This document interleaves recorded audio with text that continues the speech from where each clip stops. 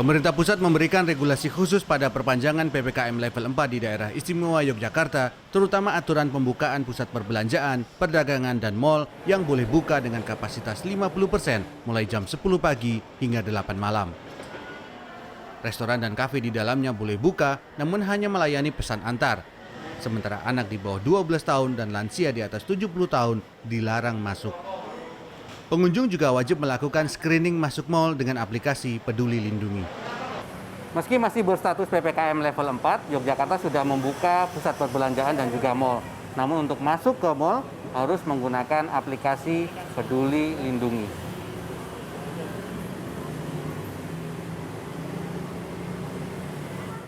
Isa. Aplikasi ini membuat tak semua orang bisa masuk mal.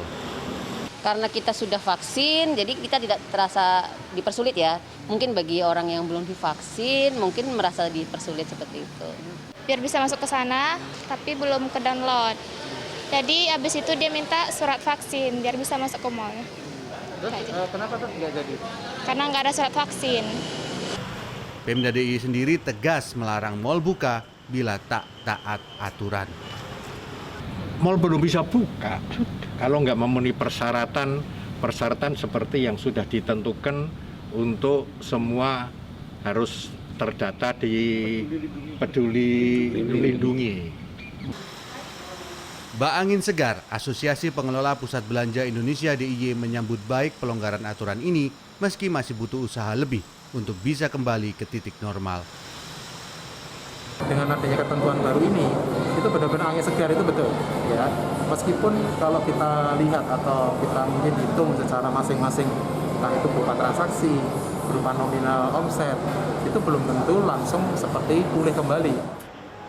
Pengelola pusat perbelanjaan pun langsung buka di hari pertama perpanjangan PPKM ini pada 24 Agustus meski menghadapi sejumlah tantangan. Ada kesulitan-kesulitan saat mendownload aplikasi.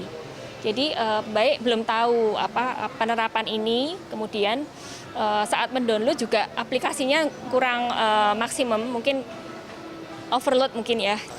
Kalau komplain dari pengunjung biasanya, Mas ini saya nggak bisa download, atau Mas ini biasanya kami kok nggak keluar ini aplikasinya. Nah itu tadi balik lagi dengan terkendala providernya, atau mungkin pada saat itu aplikasinya susah diakses atau gimana seperti itu. Pelonggaran ini memang jadi kabar baik bagi sektor ekonomi, tapi bagi sektor kesehatan, aturan ini jelas menunjukkan inkonsistensi pemerintah. Epidemiolog Universitas Gadjah Mada Riris Andono Ahmad mengatakan, perbedaan kriteria PPKM meski berada di level yang sama minimal membuat masyarakat kebingungan. Lebih jauh, regulasi ini bisa menurunkan tingkat kepercayaan masyarakat, apalagi ketika yang diuntungkan hanya pada beberapa sektor tertentu saja. Memang menguntungkan di beberapa sektor mungkin, tetapi itu akan menciptakan kebingungan implementasi dan juga pada akhirnya orang tidak percaya. Ini sepertinya sebenarnya serius nggak sih PPKM atau tidak? Wong bukan level PPKM-nya yang dinaik turunkan, tetapi kriterianya yang dimain-main.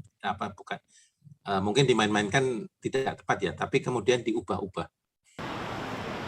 Riris mengingatkan, berdasar berbagai pengalaman di dunia, pelonggaran aturan memunculkan euforia kebebasan masyarakat dalam berinteraksi yang memunculkan risiko peningkatan penularan COVID-19. Tim Liputan CNN Indonesia, Daerah Istimewa Yogyakarta.